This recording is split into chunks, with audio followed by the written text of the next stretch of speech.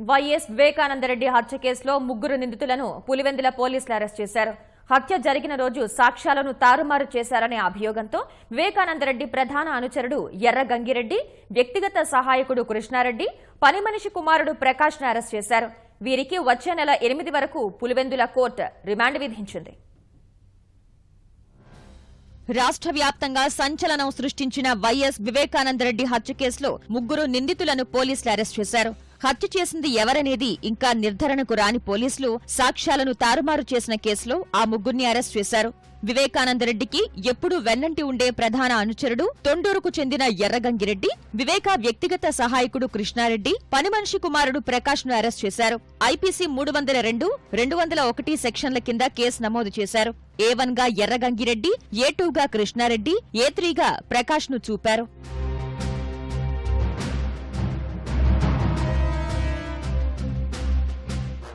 ఈ నెల 15న వివేక తన ఇంట్లో హత్యకు గురైన సమయంలో మృతదేహాన్ని ఉదయం 5:30 సమయంలో ముందుగా చూసిన వ్యక్తి కృష్ణారెడ్డి.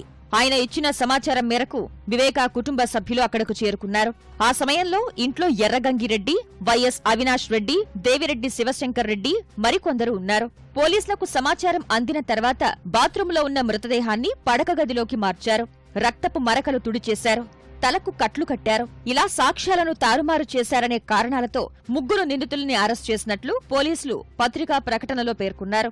అంతేకాకుండా వివేకానందరెడ్డి మృతదేహాన్ని ఆద్రాబాద్రా పులివెందుల ఆసుపత్రికి ఎందుకు తరలించాల్సి వచ్చిందని పోలీసులు అనుమానించారు. కృష్ణారెడ్డికి వివేకా నివాసంలో ఉదయమే లేఖ లభ్యమైనా సాయంత్రం వరకు పోలీసులకివ్వకుండా నిర్లక్ష్యం చేశారని అభియోగం మోపారు. హత్య అని తెలిసి కూడా చెప్పకుండా దాచారనే కారణంతో కృష్ణారెడ్డిని నిందితుడిగా చూపారు. ఈ విధంగా ముగ్గురు నిందితులు సాక్ష్యాలను తారుమారు చేశారనే కారణంతో అరెస్ట్ చేసి పులివెందుల జూనియర్ సివిల్ జడ్జి ఎదుట హాజరుపరిచారు.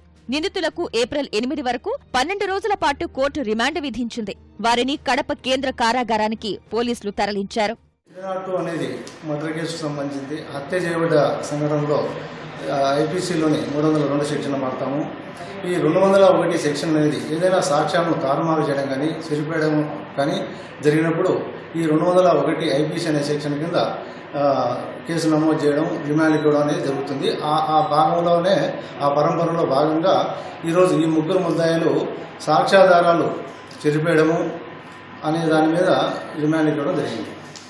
ఈ ముగ్గురు నిందితులపై సాక్ష్యాలు తారుమారు చేయడంతో పాటు హత్య కేసులో కూడా సంబంధం ఉండి ఉండవచ్చనే అభియోగాలు మోపారు. దర్యాప్తు ఇంకా కొనసాగుతోందని పోలీసులు వెల్లడించారు.